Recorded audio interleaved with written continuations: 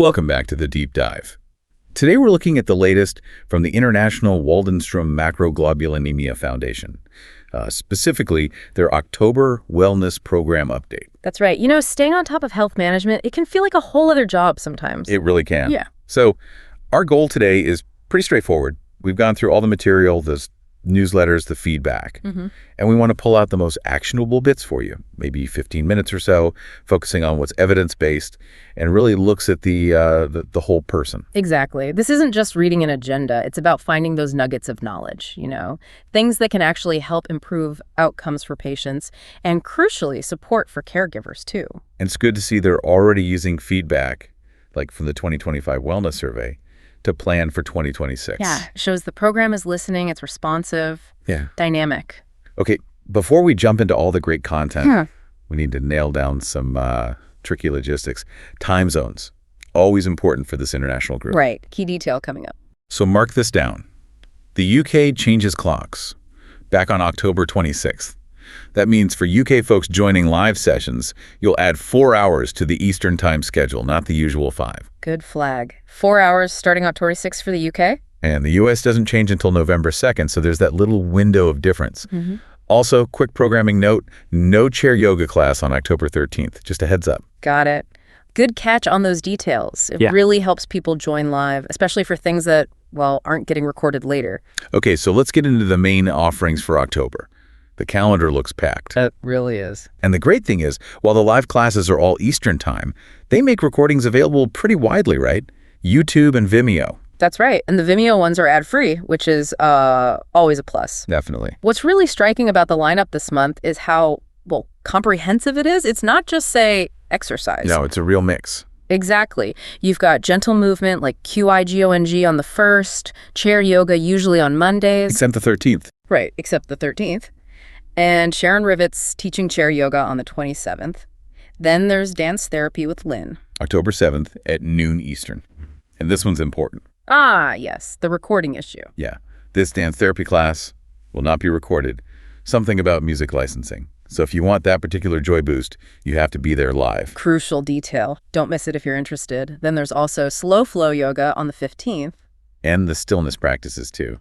Sound bath meditation on the 3rd. Yoga Nidra on the 17th, mindfulness meditation later on the 21st.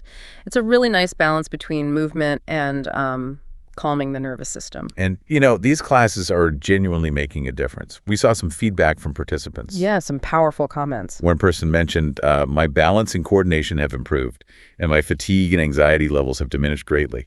That's huge. It really is. And that other quote about someone being able to keep working. Oh, yeah. At one point, I could barely walk. And this group has really helped me continue both my attitude and my physical ability to do my work. That just shows you it's not only physical therapy in the traditional sense. It's hitting on attitude, ability, keeping people engaged in their lives. It's profound, really. Social, psychological impact right there. Absolutely.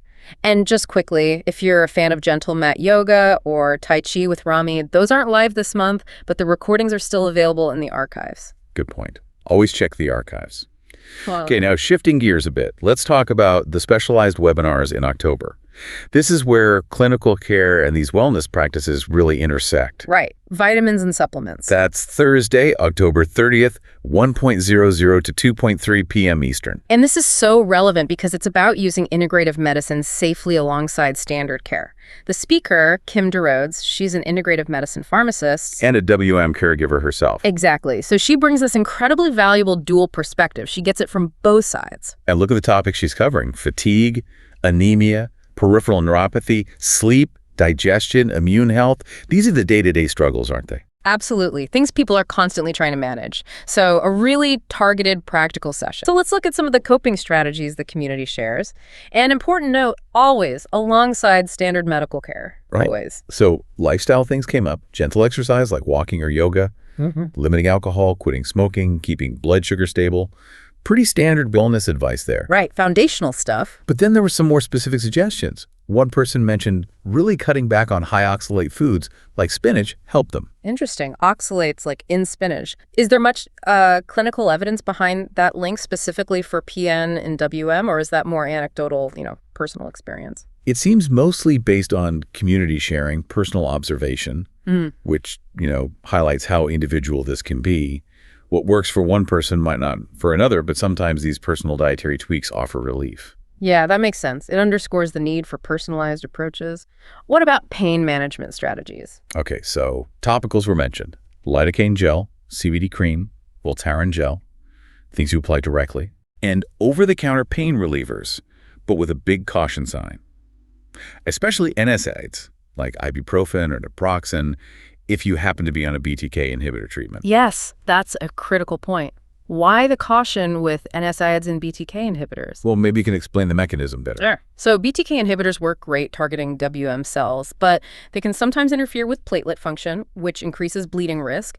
NSAIDs can also thin the blood and increase bleeding risk. So taking them together is kind of a double whammy for potential bleeding. Exactly. It's generally not recommended without clearing it with your doctor, which leads to the main point.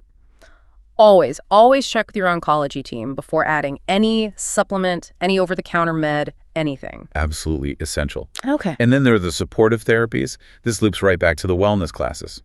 Right. People mention physical therapy, massage, acupuncture. But also relaxation techniques. Things like the sound bath classes, the idea being to calm the nervous system, maybe change how you perceive the pain, keep energy flowing, even with the discomfort. And what's exciting is how this practical, community-shared wisdom is now getting backup from clinical research. We have to talk about the ASPEN study. Yes. Published in Blood Advances, February 2025. The big question: do BTK inhibitors actually help with peripheral neuropathy? And the answer seems to be yes, potentially in a significant way. The key finding, as I read it, was that achieving a major response to the BTK inhibitor treatment was linked with PN symptoms actually resolving for many patients. That's huge. Resolution of symptoms. And not just that, but those whose PN got better also reported much better quality of life and better physical functioning scores. It directly connects the drug working to feeling better day to day. It's a really powerful link. The drug, the BTK inhibitor, seems to be tackling the underlying cause, reducing the WM burden that might be triggering or worsening the neuropathy. The newsletter mentioned the yogic concept of the 5 koshas, the layers of self. And one is the bliss body, the Anandamaya kosha. Yeah, basically the part of us that needs emotional nourishment, joy, connection. It's often overlooked in standard care. But the research on cultivating joy is pretty compelling, isn't it? It is. Finding authentic joy, not forcing it, but really cultivating it. It can reduce stress, ease anxiety, lift mood. There's even some suggestion it might support the immune system and definitely builds resilience. It's not about pretending everything's fine when it isn't. No, absolutely not. It's not toxic positivity. It's about finding genuine moments of meaning, pleasure, or connection, however small. And the newsletter mentioned micro acts of joy. Small things neuroscience suggests can help. Yeah, things like consciously expressing gratitude, making yourself smile even for a moment, doing a small act of kindness, maybe just putting on music and dancing for 5 minutes. Or sharing a positive moment with someone. Exactly. These little actions can trigger those feel-good neurotransmitters. Dopamine, serotonin, oxytocin, endorphins, little mood boosts. And the IWMF program is building this in deliberately. You mentioned the dance therapy on October 7th. Right. And there's a Laugh for the Health of It class coming in November. It's about intentionally creating space for joy and lightness.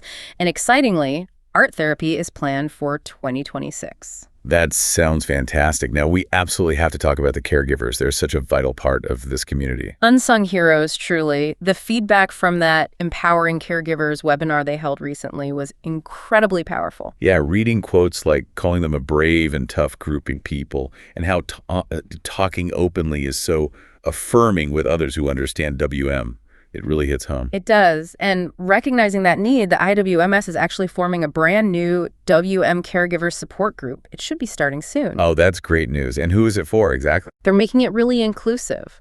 It's for anyone caring for a loved one with WM and also for people who have WM themselves, but are also in a caregiving role for someone else in their life. That dual role. Yeah.